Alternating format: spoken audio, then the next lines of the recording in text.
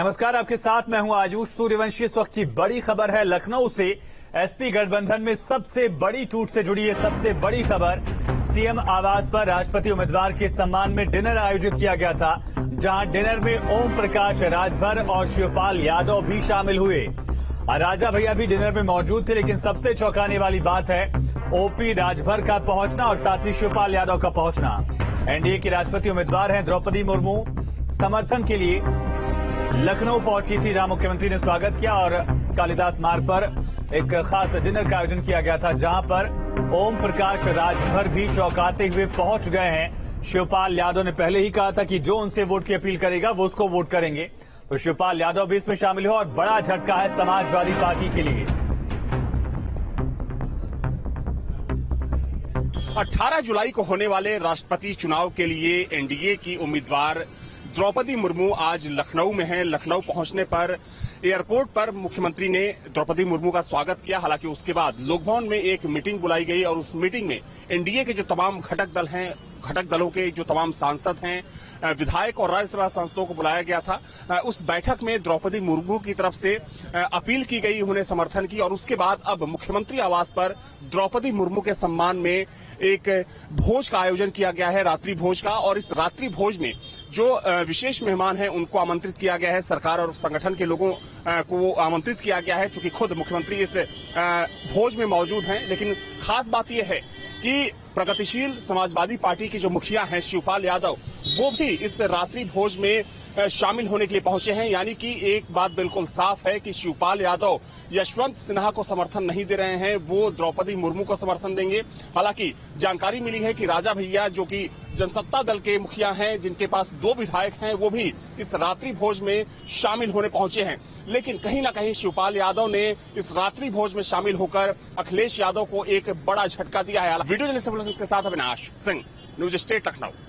तो बड़ा झटका अखिलेश यादव के लिए। उनके खुद के चाचा शिवपाल यादव बीजेपी समर्थित उम्मीदवार द्रौपदी मुर्मू के समर्थन में पहुंचे और उससे भी बड़ा झटका ओपी राजभर का इस डिनर में शामिल होना। राजा भैया भी पहुंचे, 2 विधायक जनसत्ता दल के हैं। एक बड़ा झटका समाजवादी पार्टी गठबंधन के लिए। और एक तरफ जहां 2024 लोकसभा चुनाव की तैयारियां की जा रही हैं और इसी बीच समाजवादी पार्टी को बड़ा झटका लगा। इसे इस तरह से समझिए कि उत्तर प्रदेश विधानसभा चुनाव का जो 7वां फेज था, कोर पूर्वांचल वाले एरियाज में जब चुनाव पहुंचा, वहां समाजवादी पार्टी ने बराबर की टक्कर दी थी बीजेपी को, लेकिन अब राजभर किनारे हो गए। सीधा अविनाश हमारे साथ कनेक्ट हो गया, अविनाश का रुख करेंगे। अविनाश, राजभर का इस डिनर में शामिल होना, द्रौपदी मुर्मू को समर्थन देना, क्या ये बड़ा झटका समाजवादी पार्टी के लिए?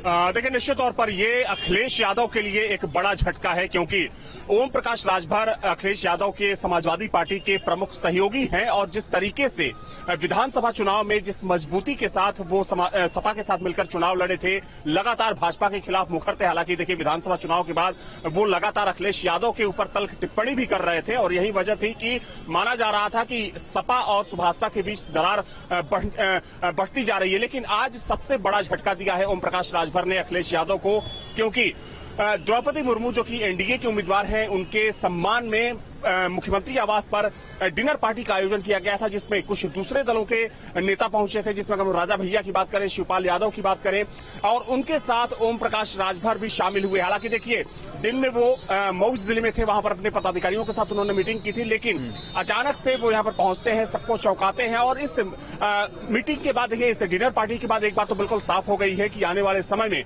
समाजवादी पार्टी और ओम प्रकाश राजभर के बीच जो तल्खी है और ज्यादा बढ़ने वाली है, क्योंकि ये तल्खी बहुत दिनों से दिख रही थी, दोनों तरफ से बयानबाजी हो रही थी। हालांकि ओम प्रकाश राजभर को ज्यादा मुखर थे, लेकिन आने वाले समय में जो सपा गठबंधन की जो पूरी पॉलिटिक्स है और उसकी तस्वीर क्या होने वाली है, आज की डिनर पार्टी के बाद बिल्कुल साफ हो गया है। जी अविनाश, इसे कैसे देखा जाए? क्या दयाशंकर सिंह का एक बड़ा रोल रहा है? दोनों नेताओं में लगातार बातचीत होती रही, या अखिलेश अपने कुनबे को संभाल पाने में उसी तरह से नाकाम साबित हो रहे हैं, जैसा कि लगातार हमने एक सीरीज देखी है, चाहे वो कांग्रेस की बात की जाए, दूसरे सहयोगी दलों की बात की जाए, हर चुनाव खत्म होता है, एक सहयोगी दल उनसे टूटकर किनारे हो जाता है।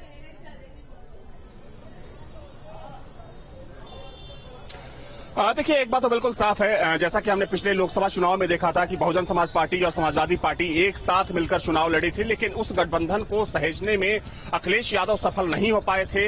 लोकसभा चुनाव के बाद वो गठबंधन टूट गया था और कुछ वैसी ही तस्वीर इस विधानसभा चुनाव के बाद देखने को मिली जब एक एक कर अखिलेश यादव के जो प्रमुख सहयोगी थे वो उनका साथ छोड़ते गए। सबसे पहले केशव देव मौर्य, जो कि महान दल के मुखिया हैं, उनकी तो समाजवादी पार्टी ने जो गाड़ी गिफ्ट में दी थी उनसे वापस गाड़ी भी ले ली गई। और अब ओम प्रकाश राजभर, देखिए ओम प्रकाश राजभर ने खुलकर गठबंधन को लेकर कुछ तो नहीं बोला है, लेकिन जिस तरीके से उन्होंने कहा कि जिस तरीके से वो डिनर पार्टी में शामिल हुए, उसके बाद कहीं ना कहीं जो तस्वीर है वो साफ हो गई है। कुछ लोग देखिए, उमाशंकर सिंह जो कि बसपा के नेता हैं वो निकले हैं, उनसे बातचीत करने की कोशिश करते हैं। और वहां पे ओम प्रकाश राजभर क्या कुछ रहा सर मीटिंग में, उस डिनर पार्टी में? देखिए, क्योंकि आज जो हमारी जो राष्ट्रपति की प्रत्याशी हैं आदरणीय श्रीमती मुर्मू जी, तो उनका आगमन हुआ था और जिन जिन दलों ने समर्थन दिया है उनके दलों से वो मिलना चाहती थी। तो हमारी पार्टी तो बहन सुश्री मायावती जी ने पहले ही प्रेस के माध्यम से, आप सभी के माध्यम से ही उन्होंने ऐलान कर दिया है कि हम न कि किसी भारतीय जनता पार्टी के प्रत्याशी, बल्कि वह ऐसी प्रत्याशी जो एक आदिवासी समाज से आती हैं, उनके लिए हमारे दल के लोग उनको वोट करेंगे, क्योंकि बहुजन समाज पार्टी की सोच ही है दलित और आदिवासी को लेकर हमेशा हम आगे चलते हैं। और आज अगर वह प्रत्याशी हैं तो हम उनके समर्थन में उनको वोट करेंगे। सर, आप बसपा का प्रतिनिधित्व कर रहे थे और किस किस दल के नेता थे वहाँ पे? मैं बसपा का प्रतिनिधित्व कर रहा था और वहाँ पे चूंकि माननीय ओम प्रकाश राजभर जी थे, माननीय राजा भैया जी थे और बाकी जो सरकार के सहयोगी दल है, माननीय शिवपाल जी थे, सब लोग थे। अच्छा, वहाँ पे क्या कोई फॉर्मल इस तरह की बातचीत हुई और लोगों को लेकर के, क्योंकि उत्तर प्रदेश बड़ा राज्य है और यहाँ से अगर समर्थन पर क्या ओपी राजभर ने कुछ अंदर कहा है? क्या बातचीत अगर अविनाश नहीं, आने वाला समय नहीं। देखिए, प्रत्याशी जरूर एनडीए की है, लेकिन आप भी जानते हैं कि सिंबल बीजेपी का इसमें नहीं होता है, सिंबल नहीं होता है वह, क्योंकि मतलब राष्ट्रपति का चुनाव है, उनकी समर्थन जरूर है। तो हम सब, चूंकि यह उनका एनडीए का समर्थन है, लेकिन जो भी दल उनको समर्थन कर रहे हैं वो उनके व्यक्तित्व पे और एक महिला और एक जो गरीब परिवार से जो उनका, अगर उनका आप जीवनी पढ़ेंगे तो एक सबसे पहले उन्होंने बिजली विभाग में नौकरी किया, कब उन्होंने पार्षद का चुनाव जीता, बहुत लंबी कहानी है। तो ऐसे व्यक्तित्व को, और जो आदिवासी समाज से आती हैं, यह सब सोच करके सारे दल उनको समर्थन कर रहे हैं, जिसमें बहुजन समाज पार्टी भी इसी सोच के साथ उनके साथ। ओम प्रकाश राजभर सपा के सहयोगी हैं, क्या उनका यहाँ पर आना चौंकाने वाली बात नहीं? नहीं, बिल्कुल आप नहीं देखे होंगे। ओम प्रकाश राजभर जी ने अपना स्टेटमेंट दिया कि हमें जब जो अखिलेश जी के जिनको समर्थन कर रहे हैं, उनको जब अखिलेश जी अपने प्रदेश कार्यालय में बुलाए हैं और हम गठबंधन वालों को पूछ ही नहीं रहे हैं। भाई, उन्होंने तो गठबंधन को पूछा ही नहीं, उन्होंने तो अपने आप पहले ही भाई वो कर दिया, वो तो अपने तरफ से लगाम छूटा कर दिए हैं कि भाई आप जाइए, तो कहे कि भाई मैं फिर। लेकिन विपक्ष तो कह रहा है कि द्रौपदी मुर्मू नहीं होती, कोई और भी होता तो आप एनडीए के समर्थन में जाते, क्योंकि आप बीजेपी की बी टीम है। ये तो चूंकि ये मीडिया की बनाई हुई। चलिए अविनाश, बने रहिए आप, अपडेट आपसे लगातार लेते रहेंगे। लेकिन राजभर का दर्द भी झलका था, जिस बयान का जिक्र, जिस चीज का जिक्र रसड़ा विधायक उमाशंकर सिंह ने, बीएसपी के विधायक ने किया है, आखिर ओपी राजभर ने किस तरह से अपना दर्द बयां किया था, ये भी दर्शकों को सुन पाते हैं। जो सवाल आप हमसे कर रहे हैं, ये सवाल समाजवादी पार्टी के मुखिया से करिए। हम समाजवादी पार्टी गठबंधन में हैं और गठबंधन धर्म निभाना चाहते हैं, जिसको निभाने के लिए बाई इलेक्शन में आपने देखा पूरी ताकत से हम लोग 45, 46, 47 डिग्री टेम्परेचर पे भी हम लोग काम कर रहे हैं। चलिए, सुना आप सभी ने किस तरह से अपना दर्द बयां किया ओपी राजभर ने, कि उनको बुलाया ही नहीं गया जब यशवंत सिन्हा पहुंचे थे। अविनाश, इस दूरी को सिर्फ राष्ट्रपति चुनाव के लिहाज से देखा जाए या फिर लंबी अब दरार पड़ चुकी है दोनों पार्टियों में?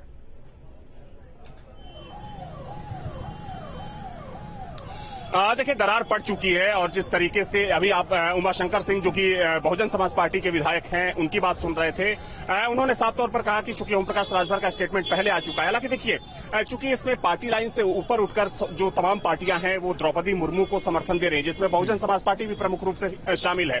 लेकिन जहां तक सवाल ओम प्रकाश राजभर का है, तो देखिए उसको सिर्फ द्रौपदी मुर्मू को समर्थन देने के लिहाज से नहीं समझा जा सकता है, बल्कि जिस तरीके से जो लगातार घटनाएं हो रही हैं, जो लगातार सियासत हो रही है और जो बयानबाजी हो रही है दोनों तरफ से, उससे एक बात तो बिल्कुल साफ है कि आने वाले समय में समाजवादी पार्टी और सुभाषपा के बीच जो चलने वाला गठबंधन है वो इतना आसान नहीं है।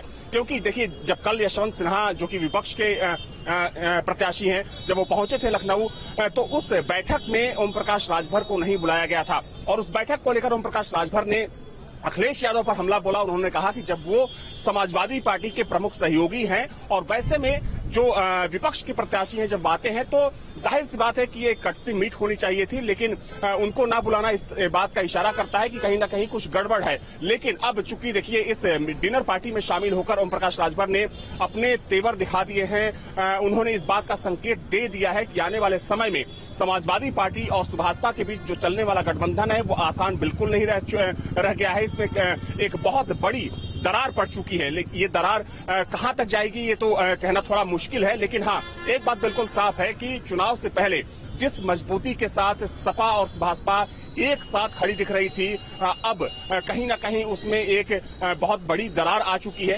हालांकि ओम प्रकाश राजभर इसके बाद क्या कुछ बोलते हैं, अखिलेश यादव का रिएक्शन क्या होता है, ये देखने वाली बात होगी। कितनी बड़ी नाकामी अखिलेश यादव के लिए पर्सनली होगी, क्योंकि हर चुनाव में एक एक दल अलग हुआ, चाहे कांग्रेस की बात की जाए, बीएसपी का जिक्र आपने किया, एसबीएसपी अब अलग हो रही है, लेकिन वो एसबीएसपी अविनाश, जिसकी बदौलत समाजवादी पार्टी ने कड़ी टक्कर पूर्वांचल में दी थी, 7वें फेज में बराबर सीटें बीजेपी और विपक्ष की थी।